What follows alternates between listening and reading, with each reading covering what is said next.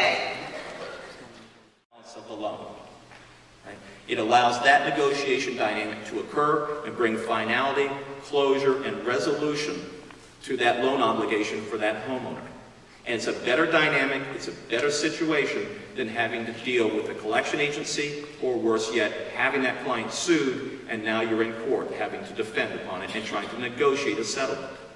So it is a wonderful dynamic that you can bring. It's humbling to be with all of you, and humbling to be with all of you. I want to thank you for getting out of your warm bed this morning and coming down to join us. This is an interesting marketplace that we are in. It's frequent we talk about that it's a marketplace of distressed properties, and it is that. But for us who are dedicated to clients, it's a marketplace of distressed realtors and of distressed clients.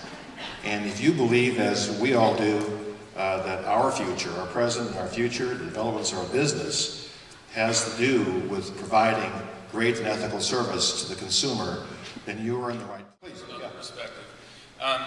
Yes, of course, why are they falling apart and why aren't they closing? One of the issues, I believe, is professionalism. And so, keeping our emotions between the lines. It is emotional. People are upset, they're distraught, they're losing their house, or they've got all of the issues we've talked about. And so I believe it's our responsibility to keep our emotions between the lines. And one of the things we like to do is to come back. I was at a party the other night, and there were 3 loan negotiators for a second mortgage company that were laughing about how they treat real estate agents that try to bully them into making a decision. And somehow the agent believes that by being rough and tough on the phone, they can get something accomplished. And obviously they're not.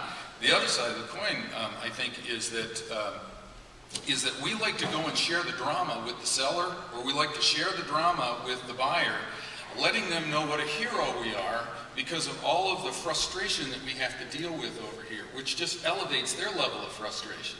So I believe one of the answers to the question of why they're not closing is, how are we acting, and are we acting professionally in the transaction?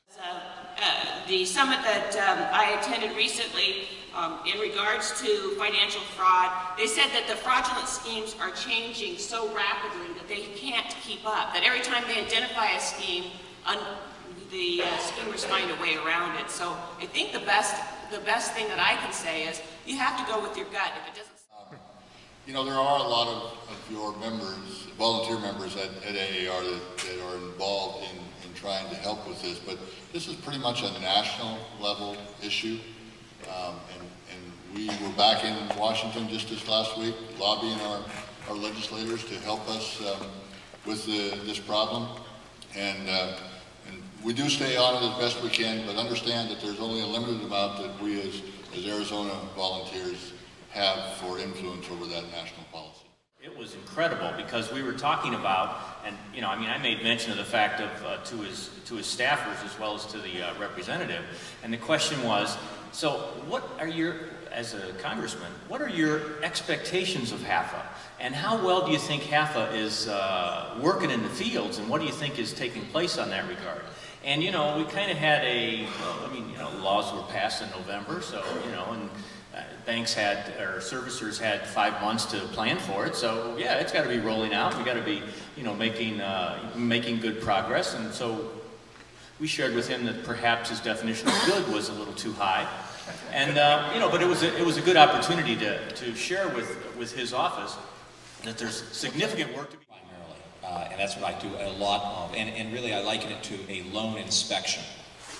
I think it's very, very valuable, not only to the homeowner, but extremely valuable to the realtor to upfront do the analysis and really vet out in full the historical development of the loans because of the heyday that we had of refinancing and HELOCs. And I will tell you that it's probably now as high as 50% of the clients that I undertake that analysis for are inaccurate, just mistaken or inaccurate about what they thought the history of their loans was.